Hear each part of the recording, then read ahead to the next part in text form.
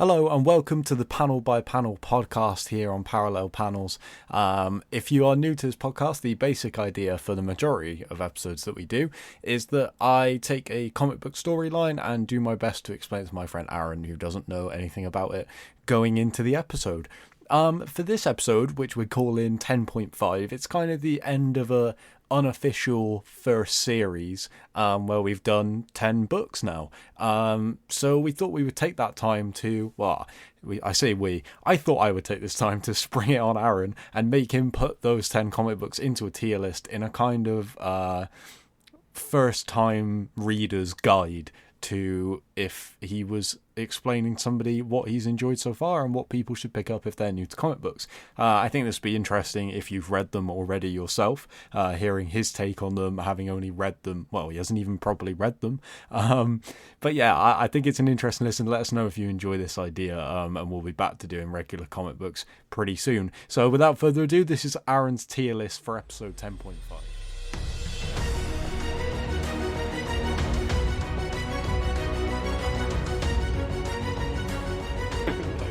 That's it. Which I'm fine with that. It'll be better than what they've been doing. Speaking of looking back at stuff, that's the idea for this episode, because I said to you... Are we doing the Flash? No. Sorry to let you down. Promised. Yeah. Well, I've got quite a few things planned and I haven't made room for the Flash. That's crazy. I really just eliminated it from the schedule. Bring back the cosmic treadmill. I'll bring it back. It'll be the... Don't make promises. Yeah, You've already lied to me before. I said at the end of the long Halloween that I had a different episode planned. There is no... Oh, it's not Marvel or DC, is it? There is no comic. Wait, what? So, as I said to you, this is like episode 10.5, which we're going to do every 10 episodes. It won't be called 10. You know what I mean? I have no idea, but carry on. So the idea is, now that we've done 10 episodes, we'll go back through those 10 episodes. Right. Not like sit and listen to them. I ain't got that much a time on my long-ass hands. But we'll just go back through each one that we've done and put them into a tier list for if someone was doing what we've done, kind of thing. Well, I say what we've done, what you've done, and like hear them for the first time. How, like, if someone was like, hey, you know about comic books, how would you rank these? Like, what should I read? We'll put them into a list of that. We are not prepared for this at all. I'm going to go get a pen and paper. Pen and paper? Wait, no, that's fine. You don't need to, like, note anything down. I'll note things down. On what? I got my phone right there. Oh, yeah, shit. It's hiding behind the pumpkin. Oh, I didn't even notice. I'll just make a note of where we're going to put them, and then I'll make a graphic afterwards, and I'll put that up on social media, and then every 10 episodes we'll revisit the tier list and add the next 10 episodes. Oh, man. Wow. I mean, fair enough. So, are we seeing this from... What kind of point of view are we looking at this? So I thought about this when I was thinking about what the tier list, like, categories will be, which we'll do in a minute, because I haven't come up with them already. And then I was like, well, if we just do them by, like, a generic rating, that's not really the point of the podcast, right? Because if you were rating them, you would need to, like, you know, like, take it in more, like, actually read it cover to cover, proper, like, look at the art and stuff, because, you know, like, you're doing a full-on review. So I thought, for an example of the categories, if the top category is essential, if someone came up to you and was like, hey, I'm thinking of getting into comic books, and they showed you a list or something, or some ones that they bought or whatever, you'd be like, you have to read that. If you're going to get into comic books, must have. You got to read that one. That kind of thing. So then, like, the bottom one will just be like, avoid. Like, just don't bother. Which I don't think, I don't think we got to an avoid yet. No. I'll put it in there because we're going to be doing the Flash. And maybe you'll like the Flash, I don't know. But I'm really hooked on this cosmic treadmill thing. I want to see how or why or anything. So there are 4 different characters who are all the Flash in the same book. How? because How does that even the work? Flash is just like time travel, but it makes no sense. Oh yeah, you. And they're all in the same. They're not. I say that time travel's involved. They haven't time traveled. They all exist at the same time. So no, I got nothing. So what we got tiers wise? So I'm gonna put the top one as essential. Yeah, that's absolutely fine. So if we start from best, We'll go through the books in a minute, but for the tiers, we've got essential. I'd probably do 5, right? That seems like the most sensible. yeah. I was thinking the one below essential would be the one between like below essential. So you've got essential, get it no matter what, however you can, get your hands on it. One below that, pick up a copy. Like pretty good. Maybe buy it. You might enjoy it. And then the middle one would just be like, it's like it's all right. Like if you have one of the one of the apps, like the DC app or the Marvel app, which you pay for, you're already paying for the collections and stuff. You might as well give it a read, right?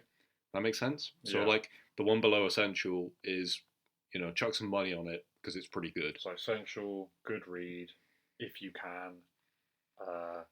What the hell would you put the fourth one? Don't really bother, and then fifth, just avoid it. The definitely avoid is the last one. I don't know what the one between that would be, because avoid means like the same thing, right? That works. Nice. Let's put a cut point. What was that? Someone just being bare loud. Let me make a note of that. Cut off point 1634. 1738. So maybe the maybe the other category should be read if you're desperate. Like, because it's like it's not very good. But if you're like, say for example, someone came up to you and were like, "Hey, I really love Daredevil," and you were like, and they were like, "I'm gonna read this," and you're like, "That Daredevil book isn't very good," and they were like, "I just want to read a Daredevil book," then you'd be similar sure. Similar to when we first spoke about Avengers and we were doing the Avengers things.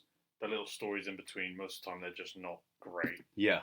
But if you want to learn more about the character and what they're going through, it's a nice. If you like the character. Or the reason that me and you watch a lot of horror movies. Because a lot of the movies we watch are terrible. But like sometimes I just want to watch a horror movie. I don't care if it looks good or not. I'm like, whatever. You never know. Possibility of being dog.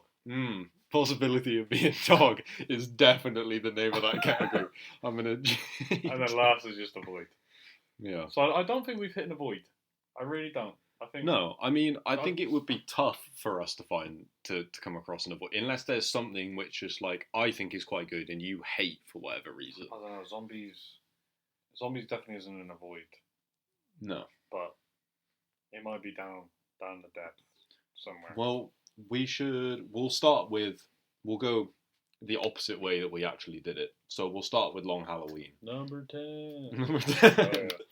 Oh, yeah. So Batman the Long Halloween. I mean, as soon as we decided we were going to do this podcast, I was like, we're going to do Batman the Long Halloween on Halloween. Obviously. I had a feeling that maybe this book might win you over a little bit to Batman books. Because when we first did Black Mirror, which we'll talk about later on, I was like, we're doing our first proper Batman book. And you're like, because I know you're not a big Batman fan.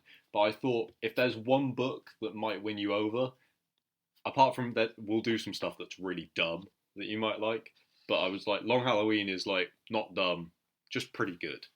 Like, I say pretty good. It's like one of the best comic books ever written. I think the problem I've ever had with Batman, and it seems because my sister's dad loved Batman to bits, but he used to be into comic books loads. And this is what I've noticed with people who like Batman. The majority of people that like Batman read Batman.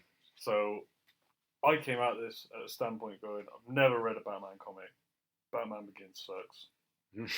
I don't really like the trilogy. Bane's a bit boring. He's funny. That film is also just not very good. But yeah, I think I was coming from a standpoint where I haven't watched him do anything, which is great, apart from the funny things like Batman Forever. Yeah. Gotta love that film and stuff. What's the one where Danny DeVito's the Penguin? Oh, Batman Returns. Batman Returns, and he gets just the Penguin just walking into I love that water. movie. Yeah. Yeah, I mean, you love them, but also I think your word for love means they are dumb, but that's like, it's like a nice incentive to be like, oh, it's dumb, but it's fun. It's fun and dumb. Oh, Batman Returns is so much fun. You got Christopher Walken. You got evil penguins. You got Danny DeVito as a penguin. Is that the Jim Carrey Riddler one, or is that? No, that's Batman Forever. Oh yeah, that sucks as well. So, but after reading even the first one, Black Mirror, that was I was like, wait, they made Batman like genuinely cool. He's not just a deep voice dude. This is what I've always said about Batman. Like when I was gonna say when people are like, I don't really like Batman. You might be like the only person I know who doesn't like Batman.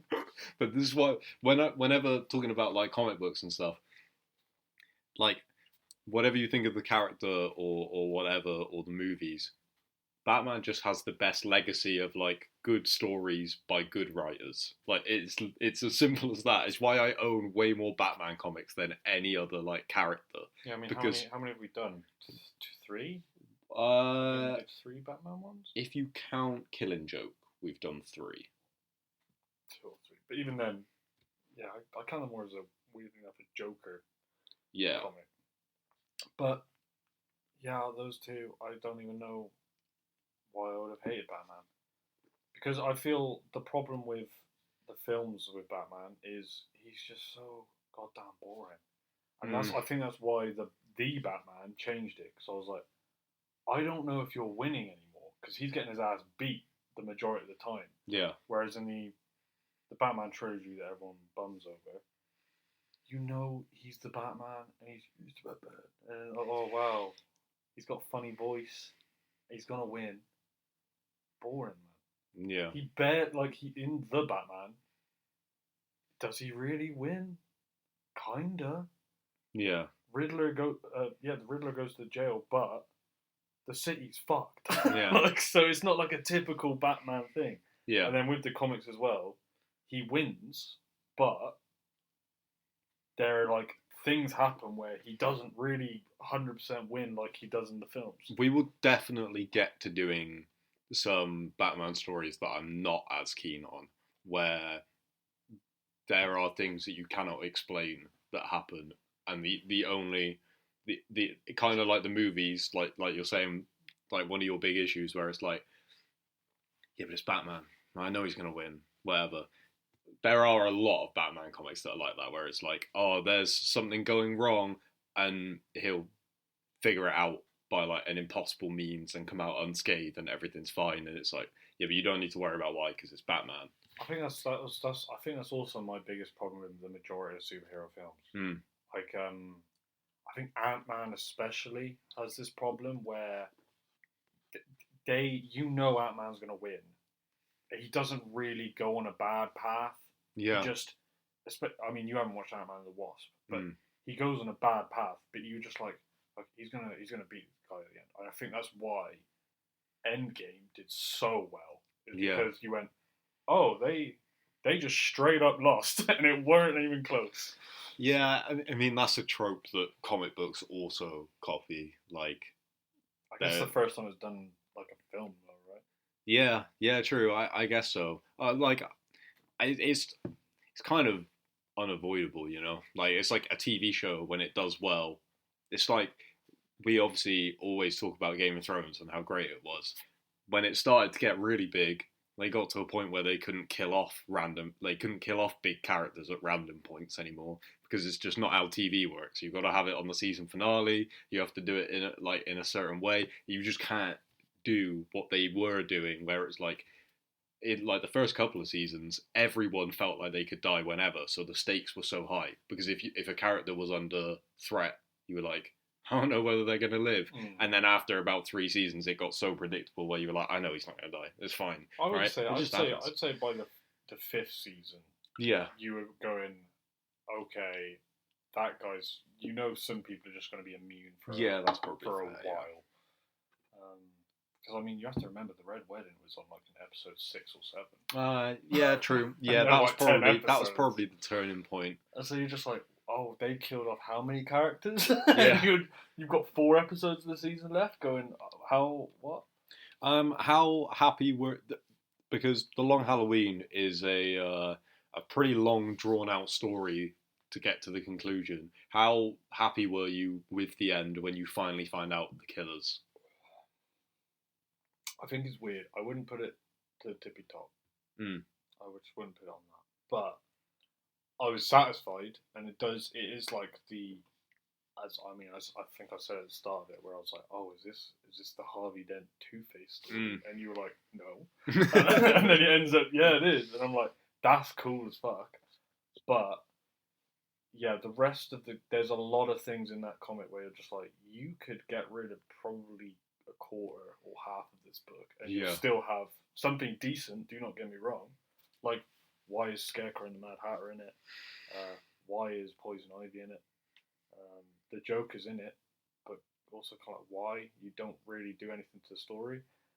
But it's seeing now how that's impacted so many films, and it's very obvious how. Yeah. I can't exactly rate it badly. I really like it. And I also love the fact that I might just be channeling my inner calendar man, but I just love the way they did it with the dates. Yeah, it's just really cool. Yeah, it's such a good idea. I'm. There must be like other murder mystery stuff out there that does the same thing with someone killing on holidays, because it feels so obvious as like also just like a theming device where like every chapter is a different holiday and you get like a different image, and then it ends with like another image from the holiday and then straight on to the next one. It just works really well in telling that story. Where are you feeling buy a copy? Yeah, it would be one where if you were a collector or just someone who just collects comic books, it would be one definitely worth buying. You definitely want to be able to just look at it and go, fuck it, I own that book. Yeah. Kind of thing. But if someone was like getting into comics, like they have never bought a comic before, probably never read one like properly, like sat down and read one, and they were like going into a comic book store and they pulled out Long Halloween, would you be like, yeah, buy it? I mean, I suppose that's a tough question, because it's like, well, how much does that person value their money? It would be one of those things where, say at the start of the podcast, me and you went to a thing and you picked up, well, I say it was the vice versa. Mm-hmm. You never said comic books, but I did this. Basically, like flashing this shit. But it would be one of those ones where I go, you don't need that, but it's good enough that it's worth it. I suppose we should add the caveat of the person in question that we're making the tier list for is happy to spend a bit of money, because even our middle tier is like, read it if you can get your hands on it through like an app or whatever, like Kindle, whatever. Read it if you can, but maybe don't go and buy a physical copy. So you're still like, we're still treating it as the person is happy to spend money to get into comic books, right? Because obviously I mean, every hobby has a purchase price. Yeah, because otherwise, like, this would be a really boring tier list. if we were making a tier list and every category is like, I don't want to spend money. There'd just be 2 categories: buy or not buy. Yeah, which I suppose I mean, I suppose we could have done that, but that was interesting. Boring as fuck, yeah. So we'll put Long Halloween into the buy a copy tier, which is like, it's not just decent. If you're gonna get into comics, you should probably read it at some point, right? Especially if you've watched the movies. Yeah, for sure. Yeah, that's a given. Marvel Zombies. I think this is probably my least favourite of the books we've done so far, but that might also just be because it's the least serious. Yeah, it takes the piss out of itself. Yeah. Which I kind of respect in a way. So I'm like, that is funny. Like, you are just ripping into yourself on purpose. But also, the reason I'd rank it a lot lower than the majority of the things we've covered, well, everything that we've covered, is just because you could just not read that and you'd be fine. No one, it hasn't been covered in any media apart from that one What If episode, but even then, the comic just, there's nothing about that comic which is even mentioned in the What If episode. Yeah. There's just zombies, that's all you know. And it turns out in the What If episode, it's Scarlet Witch. So, it's not even to do with that. But it's not bad. But yeah, this is my problem, where it's one of those where if you picked it up, I'd be like, it's fun. It'd be like me recommending a remake of Nightmare on Elm Street. I'd be like, you watch any other horror film, but like if you want to watch it, then go ahead. I feel like Marvel Zombies is the reason we have the possibly dog category.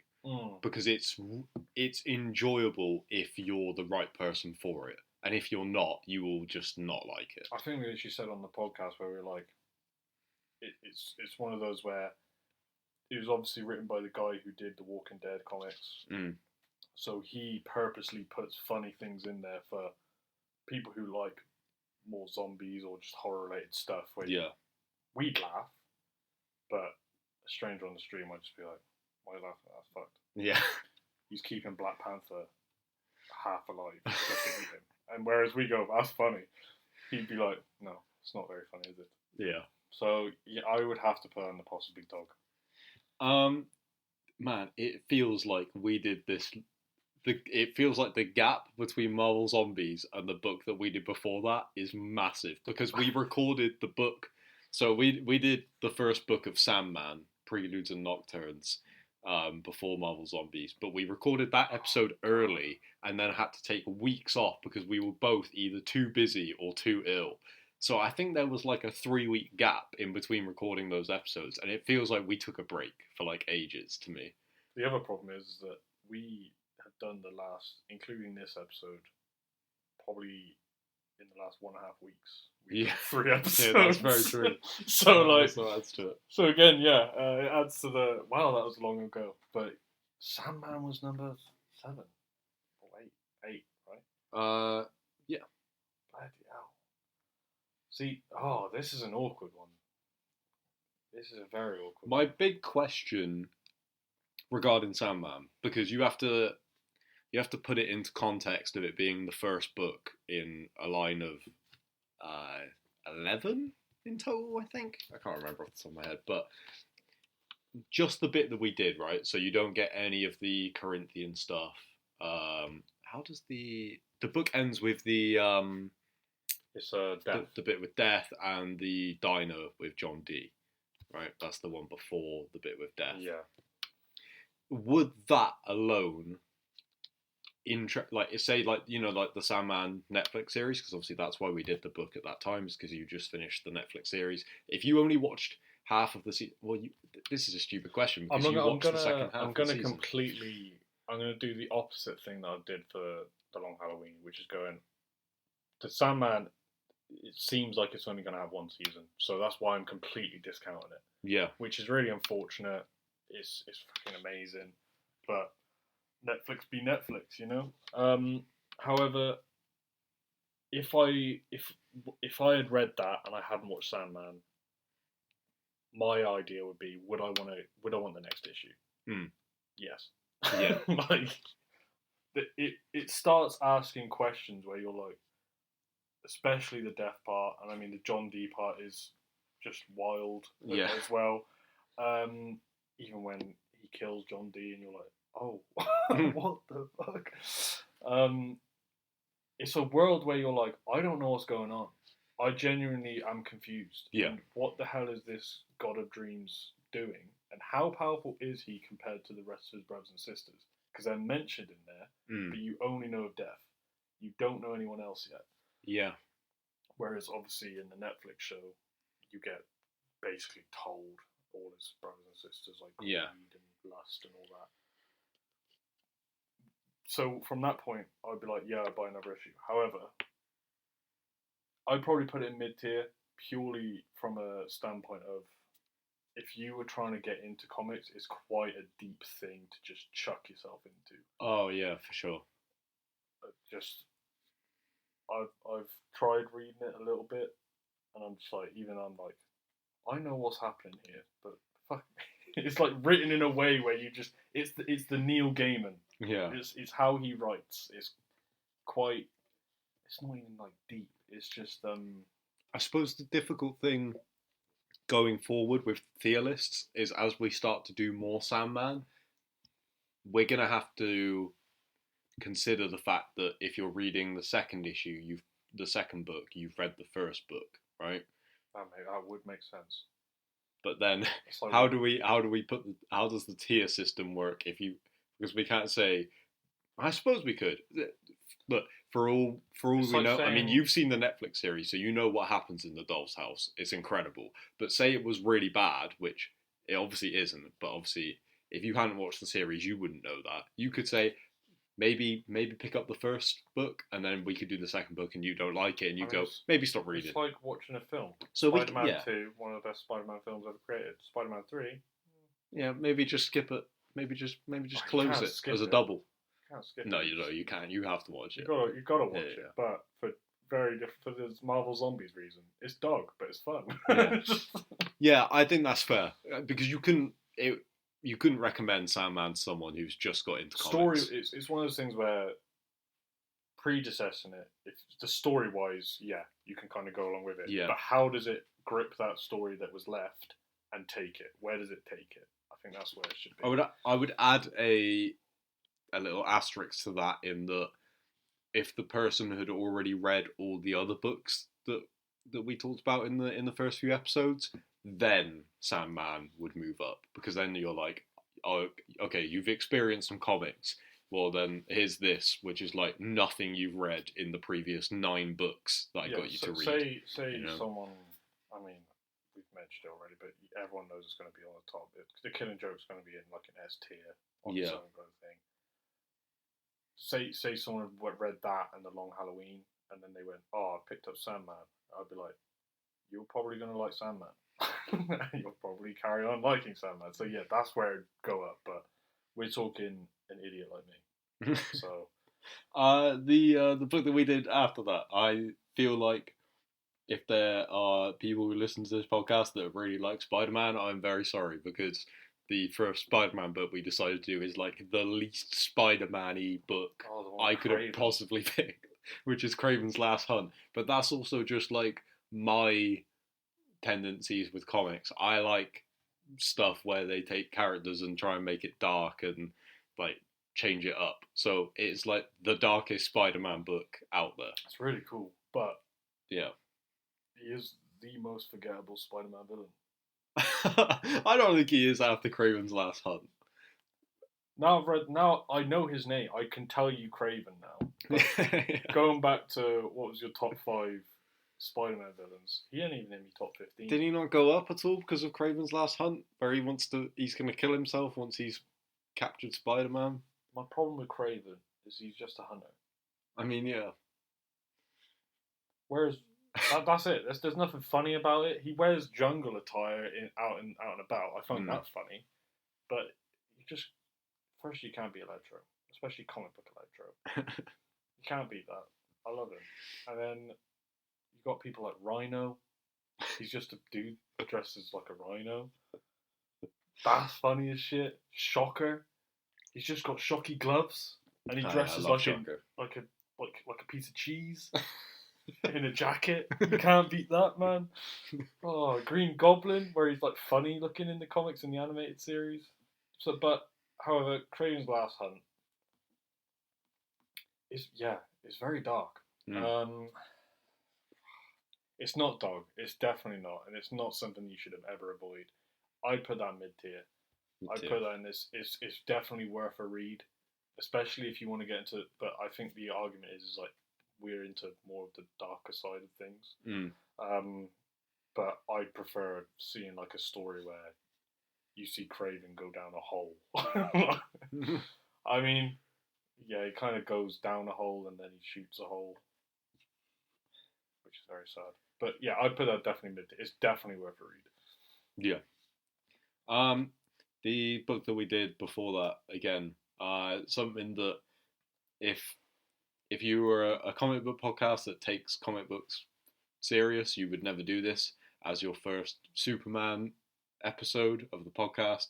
But I thought, hey, let me see if I can get you on board with Superman by doing a crazy book in Superman Red Sun, which I gotta be honest, after reading it and making notes on it, I have fallen in love with. So I'm gonna buy it the next time I see it. I love Red Sun. I love that book. It's really good, but like, yeah, I really like it. Yeah. That's all I can say. I'd probably put it in like it's definitely worth a read. Yeah. It definitely twisted my perspective on Superman. Because I'm bored of this whole, he's just a good boy and stuff. And then he turns into a communist and you're like, hold on a minute. He's Stalin's little boy. Wait, hold on a minute. What's going on here? And it just absolutely flips it. And it's really cool. Yeah. I don't know why they don't try and do something like that with Superman. I mean, actually, I know why they don't do something like that with Superman. Can't exactly get communism nowadays, can you? But like, I don't know why they try. That is like the first time I've ever seen Superman put in a way where he's fun. Like you look at him and go, he's not the twat that Lex Luthor then goes, here I got this little green rock, you can't beat me now, and he goes, bloody Lex. It's just a really weird spin, and then the ending of that, where he's like. Brainiac outbrains him. Brainiac. Oh, he's my new favourite Superman villain. Oh, no, we'll have to do a Brainiac, but I think, honestly, rereading Red Sun, the amount of joy that I got out of the fact that Superman gets undone by the fact he couldn't save Stalingrad, which Brainiac accidentally put into a bottle. I still remember that Brainiac just started saying comrade. For no reason at all. He was playing him the whole time as well. It's just so good. I gotta say as well, I don't know whether it was Mark Millar's idea or not to not have kryptonite involved in that story, but it is so much better because of it. Like, you see, it's not just the fact that Superman's weak to kryptonite. He has emotions. It would have been such a this is the thing which I hope that we will kind of uncover through doing more Superman books, is that Superman doesn't have to be boring if you have a good writer who can write around the things that make him boring. Because, like, yeah, kryptonite is a really boring thing, but there's a lot of his villains that, like, don't do that, and instead, like, play on the fact that despite being incredibly powerful, he's like super emotional and just wants to help people. Like he could kill everything, but he doesn't want to. That's the big thing, isn't it? Like, especially going back to the Henry Cavill right at the start, is Henry Cavill Superman. The only emotion you get out of him is the dumbest emotion any other film's ever done, where him and Batman go, Martha. And it's just like, whoa, your mum's called Martha too? Shut up. Superman can be good, but especially through Red Sun, where I was like, oh, he's just like a big kid, but like an unbeatable big kid. Yeah. Unless you have a rock. But yeah, I'd put Red Sun in, like, definitely worth a read. Yeah. Especially if you've watched Superman films where you're not hooked on him, read it. You'll start liking Superman. I think you'll change your mind, yeah. Episode 5 we're on now, which was our first big event comic, where we did Marvel's House of M, which is an interesting one, because I think it has some really great ideas, and then I don't know if the execution lives up to those ideas. That's what I was going to say. Honestly, some of the ideas I remember being pretty good. However, it's not a very memorable one. That's harsh. It's probably in Dog. But the problem is House of M is quite a big series as a whole, right? Mm-hmm. The issue is though I don't think the execution is incredible, it was like that combined with Avengers Disassembled is the thing that finally made Scarlet Witch a worthwhile character by having her go crazy and become a villain and suddenly become like one of the most powerful villains in the history of Marvel. So that in itself is like a huge deal. Which it's tough because obviously we have already seen WandaVision and stuff like that. We already know that Wanda becomes that when we're doing House of M. So it's hard to like remove that. But like obviously if you're a comic book reader who's used to Scarlet Witch and it's like, yeah, her brother's Quicksilver, she Magneto's daughter, whatever, she's not that interesting. She's just one of those characters in Marvel that has unexplainable magic powers that they never really like tell you what she can actually do. Also, and then House of M, they're like, she is the most powerful being on Earth. Like, but what else happens in that comic?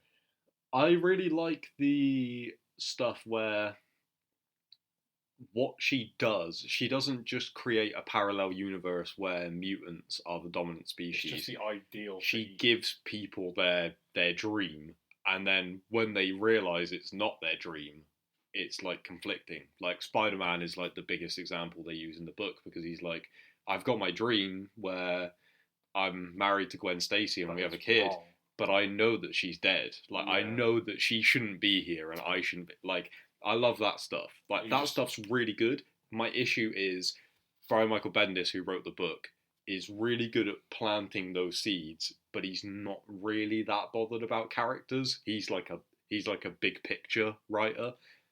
And that's my issue with it, is there's loads of cool things. Sorry.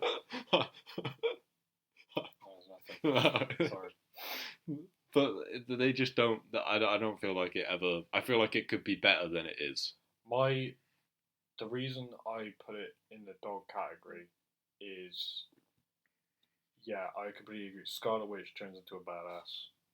I rate it. Quicksilver, he's just still little boy Quicksilver. He doesn't do anything big. He's just a petty little boy. Yeah, he really is, yeah. Magneto turns into more of a father figure. I kind of rate that. But then, going back to, yes, they all have their ideal worlds, but can you tell me what Captain America's is? Because I remember they all go back. Spider-Man's is pushed upon. Is it Iron Man's that's pushed upon as well? And then there's loads of others where it's 1 or 2 pages where it just tries to flash past it. It's just like, ideal, let's go. And it's kind of like, you thought about this and then went, let's just skip past a bunch of people. The thing that, you mean with, I can't remember what the character's name is, the little girl whose whole mutant ability is she can touch people and they can remember. And then you get about a chapter where all they do is take her to people and touch them, and then they wake up and go, I'll help you. The Captain America thing is like one of the few, it's just unfortunate that you said Captain America, so I think that's one of the few things that Brian Michael Bendis does really well, is that they see him and he's just an old man. That's his dream, is he just wants to grow old, so they leave him. They're just like, he's not useful to us anyway, but also just let him have his moment to be old. Like that's like actually him delivering on a character. But like, you happen to pick like the one character he does well. But I think we should. I don't think House of M should be in Possibly Dog. I think it should be in Read It if you can, without like breaking the bank. I think it's harsh. Just purely because if nothing else, if you want to get into comic books, it's probably because you like the MCU and stuff. See how they did the Scarlet Witch stuff versus how they've done it in movies and stuff. Because it is still, that stuff is still quite good. It's just some of it gets real like convoluted, and then when they make the dome at the end, which protects all of the main characters from losing their powers, and so there's like no consequences at the end. It gets to the point where you're like, you're pushing a little bit. It's the kind of thing that I would say, I don't know if you're going to enjoy this, but you should probably read it just so that you've read it. It gets into silly territory, basically. So that, I guess it does. if you wanna get into comic books, you need to know that comic books get into silly territory. Mm-hmm. So It's a very good probably one the for best one to notice where silly territory lies, Yeah. kind of thing. From silly territory to a book which ain't a lot of silly in it. Scott Snyder's The Black Mirror. I listened yesterday to a great podcast I think it got uploaded yesterday or the day before. There's a podcast called The Comics Collective. They do a similar thing to us, but it's more of a book club style thing where they take a comic that they want to talk about and they've all previously read it, so That's they like just 3 or 4 dudes, right? yeah. And they recently uploaded an episode with Scott Snyder, but it was I couldn't believe it. I saw that it was an interview with Scott Snyder, and I love Scott Snyder's work. A lot of his recent work is not for me, but it was like a half-hour interview all about the Black Mirror, and I was like, oh, that's perfect. We're doing the podcast where we're going to revisit all the old episodes, and it was a really good interview. Him talking about like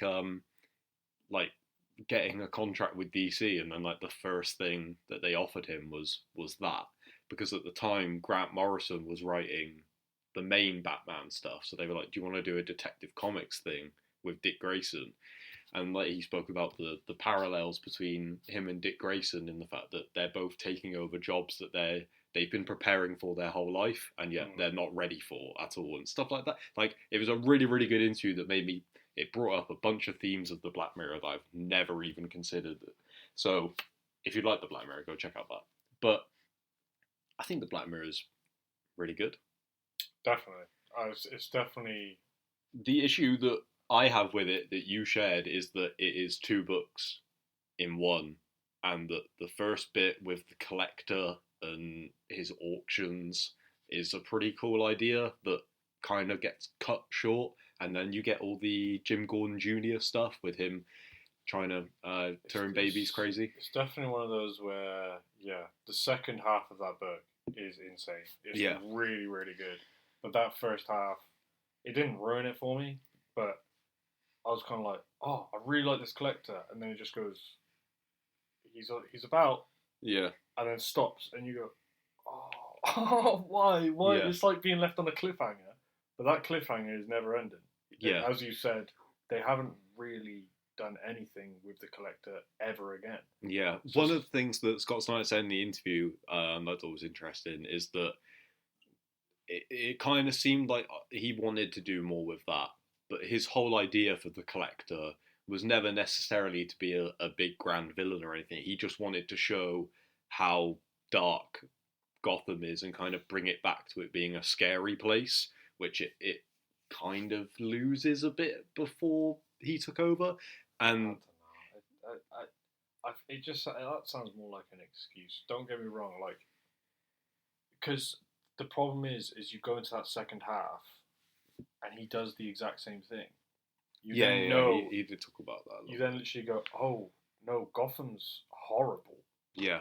Like, I mean, it was in Black Mirror, right, where it's, you have the woman, is it Maroni? Oh, no, she's the daughter of the guy who killed Dick Grayson's family. Yes. I can't remember his name. And when someone just sent, like, sharks into his office. Scott Snyder did speak about that, in that one of his overall themes for the book, which I hadn't even thought about until he said it, is that he wanted Gotham to be the main antagonist, in the way that you can go through different people being Batman, go through all these different things, and Gotham will always be your worst enemy because it will always produce your worst nightmare. Like, whatever it is, it will be in Gotham. And so for Dick Grayson, who is, if anything, which that little story with the woman and the shark and stuff is kind of meant to prove that he's too emotional, he's too connected, right? Because he immediately gets involved in that because she's the daughter of the guy who killed his parents. Yeah. You have Jim Gordon Jr., who's the counter to that, because he wants people to feel no emotion. He takes pain meds that make him, well, not pain meds, he takes medication that makes him feel less because he thinks that makes him a better person. And So he spoke about that, and I thought that was really interesting. It definitely added a lot to the Black Mirror that I kind of want to go back and read it again after knowing a lot of that stuff. Um, but even without any of that, like you said, the whole James Gordon Jr. stuff I think is so good, and it's the kind of thing where with the Long Halloween where I'm like, this is like this feels like a movie. It feels like I'm reading a comic book based on a movie, and definitely. not anything that's like the other way around. Yeah. Where are you feeling Black Mirror? Obviously we've already got a Batman book in the one below Essential. So would you put Black Mirror on the same level as Long Halloween? No. Obviously, I don't know. if you think it's above the medium one, we can put in the thing where the tier lists go in like order. So you could have Long Halloween towards the top end of buy a copy, and if I was putting this Black Mirror on the low end of that. Like grades, I'd probably give it like a B-. Which I feel like is better than the medium category of the 5, yeah, right? It's definitely... So maybe like a low. Because people who like... I mean, there's plenty of people we know that just love Batman. There's no way they would have heard about The Collector. So, I mean, I have a friend that... Well, we have a mutual friend who like really likes Batman and stuff. Doubt he knows about The Collector. He even reads comic books, but doubt he's never read Black Mirror, I know that much. Yeah. If I went, hey, look, read this, he'd definitely love it. It'd probably be one of his favourites. Yeah. But yeah, it's definitely not better than Long Halloween. It's I don't think it's near it. But it's definitely one of those where if you once you give it a read, you kind of... Yeah, I can kind of see where he said Gotham is still the focal point of this place is a horrible place. Yeah. So like, no matter who's in charge, it's horrible. But yeah. Then we had the first book that we did for any sort of simultaneous release. We did Thor: God of Thunder because we had just seen Thor: Love and Thunder, right? Yes, yeah, we did it after like 2 days after. Yeah. Which I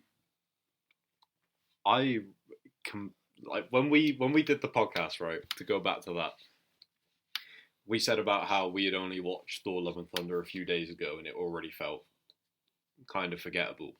It feels so forgettable to me now. Oh. Apart from Christian Bale as Gore, which I thought was really enjoyable, the rest of it, there was a part in a town where they had a fight. There was a bunch of kids. With the Gore, kids all got captured. With Christian Bale's Gore, you say he's amazing stuff. He was just good. Are you thinking the exact same scene I am, where the kids are in the cage? And yeah, he pulls off like that amazing. I thought whenever he was on screen, I was enjoying the movie a lot more. Yeah, the film's terrible. It's the sole reason why I had to go at Phase 4 back then. Has Phase 4 improved? No, it's just as sucky. If anything, just She-Hulk twerked. Does that make it better? I mean, kinda. It's funny, but. Yeah, I'm still on the same level as with the MCU at the moment, which I don't know what they're going to do. Yeah. They're going down somewhere. I'll see it out. I mean, with Ant-Man Quantumania, isn't it called? I'm very, very excited for Black Panther 2. I've heard that is very, very good. Did you know about Black Panther 2? Comes out in a couple of weeks. Yeah, like about a week and a half, something like that. Definitely. I don't know how I feel about that. I want to see how they integrate T'Challa's death. I mean, that was a big thing once Chadwick Boseman died, and then they went, "We're still making the second one." Everyone, how are you gonna do this? But with the, I don't know if you saw the trailer. Yeah. Where they added the speak over where. Yeah. They kind of got, and you go, "Oh, you know what? That ain't a bad idea. That kind of it makes sense." Looks pretty good. I'm very excited for that. But Thor: God of Thunder, I think, does a lot better of a job with that material than the movie did. Oh yeah. Even away from, like, obviously Thor: Love and Thunder is trying to accomplish a lot more, right? It's got Valkyrie in the mix, it's got Korg in the mix, it's got the whole Jane Foster thing, which felt like it should have been the movie, and then it wasn't really. But now once we did that comic, I came out of it being like, what did Love and Thunder even try and do? Like God and Thunder, it was. Don't it was stupid. This is where the whole comic book. Yeah, they are silly. Yeah, the God Bomb. So I mean, the God Bomb. That's the funny part. Shadrach. I was thinking, young Thor, mid Thor, old Thor. Oh, I love and how that they stuff. all come together and That's cool. fight, and I'm just like, that's silly. Yeah. But also, that's sick. And he fights with the two Mjolnirs at the end, and that's how he beats him, by slamming them together. Is it or he because zaps him. old Thor dies or something? Or I know that young young Thor doesn't have a Mjolnir because he's not worthy yet, and so like it just made me laugh. I was about to say it, and then I realized I was like, why am I going to say that? And I realized it's because you said it mid Thor. Mid Thor. I don't know what else to call him. Yeah. He like slams the two Mjolnirs together, and that's how he beats him because so he detonates the God Bomb. If that was in a movie, I mean, as we said in the podcast, it would be dumb. However, would it be more memorable than God and Thunder? God of Thunder's a weird one where I do think that in the same way that we said that zombies, some people might not like it, the general quality across the board is higher. Yeah. So I think it would go medium category of if you have any sort of interest already, read it. But it's not going to be one that I'd be like if unless the person was like, I kind of want to read a Thor comic, what should I read? Yeah. Then I'd be like, yeah, go for it. But if they didn't mention Thor, I wouldn't be like, oh man, this is going to change your mind on Thor. No. Although I do think it's definitely the best Thor material I've ever read. What I've looked into as well is, I mean, whenever we do podcasts, obviously I just look into just how comic book communities are, because I don't really know. The community of Thor is, one, very small. Two, a lot of people are just like, yes, we know he's all right at best. And it's just like, oh. We know he's mid. It's just like, wow, yeah, mid Thor is best Thor. Like, that's just what it is. But, yeah, it just seems like that's the thing. Just Thor he's not enjoyable. He's not horrible, but he's Thor. Yeah. And, like, I think that's where the films with Thor 1 and 2, why Chris Hemsworth was one of the most boring people ever. It's because that's how the comic books went, where Thor isn't an exciting guy, he's not a fun guy, he's boring. Yeah. He's God. And in comics, he speaks like, in like Shakespearean, he speaks like super elaborate and like over the top. So it is pretty, it's not the most exciting read at times. You know, it's not. So it's one of those ones where I've looked back and gone, yes, that it was a fun comic, but I don't care about that. See, if we're putting it in middle tier, I already have in middle tier. I've got Sandman at the top end of that middle tier, because we've said it could scale up. I've got Kraven's Last Hunt below it and House of M below that. Where do you want to put Thor: God of Thunder? Last? Do you think it's worse than House of M? Yeah, I prefer House of M. That's fair enough. Mostly because House of M, you read it and then go, even at the ending of that, you go, what are they going to do about Scarlet Witch, though? And then you don't know. Yeah. Whereas with that, you go, you've just killed Gore the God Butcher. Nice. You know? Fair enough. You know he's dead now, so you're like, Thor's alright. From probably the defining take on a character with Jason Aaron's Thor to a little bit of a wild card take on a character, Wolverine Old Man Logan.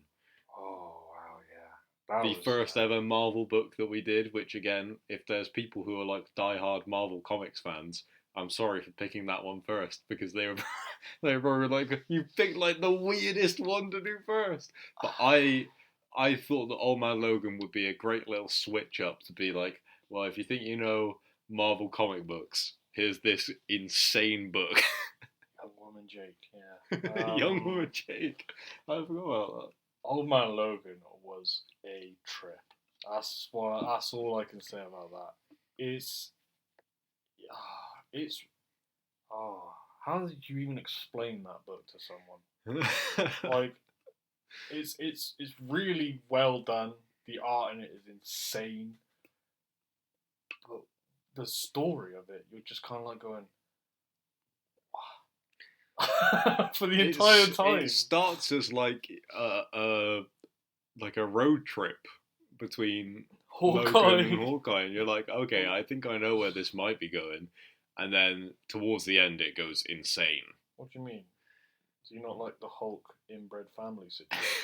Even before that, with him killing Red Skull and putting the Iron Man suit on, and Red Skull wearing Captain America's suit, and yeah. But also, I think that for all the, I also think, also written by Mark Miller, Red Sun does a great job of this. Of all the like Elseworlds / what if stories, which always go off the rails at the end, because why not? That like Zombies does as well. It does a really good job of like going off the rails, but like not too much. Not to the point where you're like, this is just stupid now. You're doing it because you can. Like it makes sense that the end of Logan's arc would be he wouldn't pull out the claws, so he finally goes back. The Hulk family finally push him over the edge. He kills them and he leaves with their child and just leaves and is gonna start fighting back again, kind of thing. Like it's stupid and out there when you read it, but it still kind of makes sense for what they set up at the beginning, right? I think we said it at the time, but it's right at the end where he takes the kid. You're kind of like, this gives you just Logan vibes, where it's the girl, she's being hunted, and he's like, it's that fatherly instinct which Wolverine always had, but it's portrayed in different ways. Whereas with this, it was like he goes mad. He's just like, you guys killed my family, so fuck you guys, fuck this. And then he gets to the point where he's like, yes, I've killed the president. Well, the new president of the United States at that point, right? Yeah. Red Skull kills all the Hulk family, but even after all that, he's still the fatherly Logan we all know. Yeah, I'm just like, you've taken me on an absolute whirlwind adventure with Old Man Hawkeye as well. And I'm still like, you know what, Logan's sick. Like, really, at the end, you're like, he's a madman, but he's still the dad. It does a really good job of like giving Logan something interesting to do, which is quite an issue with a lot of Wolverine books, is finding him something interesting to do that isn't looking into his past. And it manages to do that, give him a new quest to go on, but also gives you that Logan thing of why people like Wolverine in the first place, where he's always kind of annoyed at people, and then he'll go on a rampage, and you're like, yeah, Wolverine's still a badass. I knew he had it in him. He's like the nicest drunken dad. That's the best way to put Logan. Yeah. He'll go and beat someone else's ass, but when he comes home, he'll be looking after you. You go, oh, thanks, Dad. Just like Mark Miller. What book? That's a really awkward one. Because my problem with these what ifs and Elseworlds is getting into comic books. Would you want someone to just jump into a world where that doesn't go anywhere? Yeah, I get what you mean. However, if I'm breaking this from just the way it's been done, the way it's been written, the way it looks, it would be a definite B tier. Literally, like in the middle of the two Batman books, but. Well, that's an interesting place for it to be, because also in the middle of the two Batman books is Red Sun, which is the other really well-known Elseworld story by Mark Miller. So, yeah, what do you think's better? Now that's fair. I didn't. Well, that's just worked out perfectly. Because the problem is, this could be a whole episode on its own. What's the better story? Because the problem with Batman Logan is you already like Logan. Well, most people already like Wolverine anyway. Whereas Superman, he's boring. And then you read that and go, that's completely changed my look on Superman. This hasn't changed my look on Logan. This is just a really well done Logan book. So I'd probably put Red Sun over it. Okay. Put Logan in there. And then finally, the first book we ever did, definitely the shortest book we ever did. Probably easily the best book. Probably the shortest book we will ever do.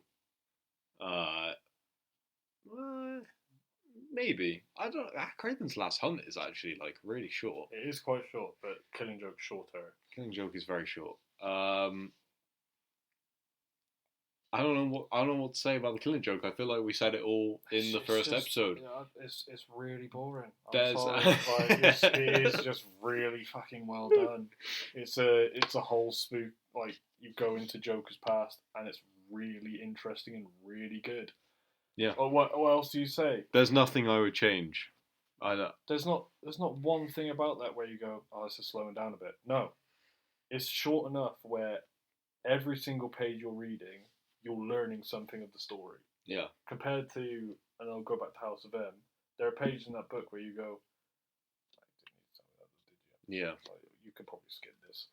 Or with zombies, where you could probably skip quite a lot of it. With Killing Joke, every single page is just a different thing where you turn the other page and you go, didn't even think about this when I was thinking about this Joker, and it's just insane. It's a really boring take, but it's easily the best one we've covered so far, and I'd be surprised if something beats it. But hey, short and sweet is the best way to put Killing Joke in my eyes. Yeah. And like, even though it's short, it does like a ton with that like short form comic. Like you said, nothing's wasted. If anything, you can read it time and time again and gain new stuff from it that you wouldn't have picked up on. Like, I don't know if there is a better definition of an essential comic that someone should read if they want to get into comics than The Killing Joke. It just puts, I mean, my look on it, even before we started the podcast or anything, because you told me, oh, if we did it, the first one we do is Killing Joke, and I'm like, I've heard of that, but I don't know shit. My look on Joker was either Mark Hamill Joker, Jared Leto Joker, or Heath Ledger Joker. So I was like, I don't know which Joker's a good Joker. Everyone knows that Heath Ledger's the best. We then cover Killing Joke. And I'm like, nope. Heath Ledger Joker is not the best Joker. This is a really cool Joker. And even at the end of it, you feel bad for him. Yeah. Which is just not what you should be feeling about the Joker. Yeah, especially after all the stuff he does in the book, yeah. Yeah, especially. Doesn't he kneecap thingy? Barbara Gordon, yeah. Yeah. And you're still at the end going, man, I really feel bad for the Joker. He really had a bad day. There you go. I'll put that into a graphic and post it up, and then we'll just add to it. The final thing, because these will be like kind of like roundups for when we've done 10 episodes. It's like little chapter pieces. Is there anything we've done so far that you want to do more of, whether that's like a certain writer, a certain character, whatever?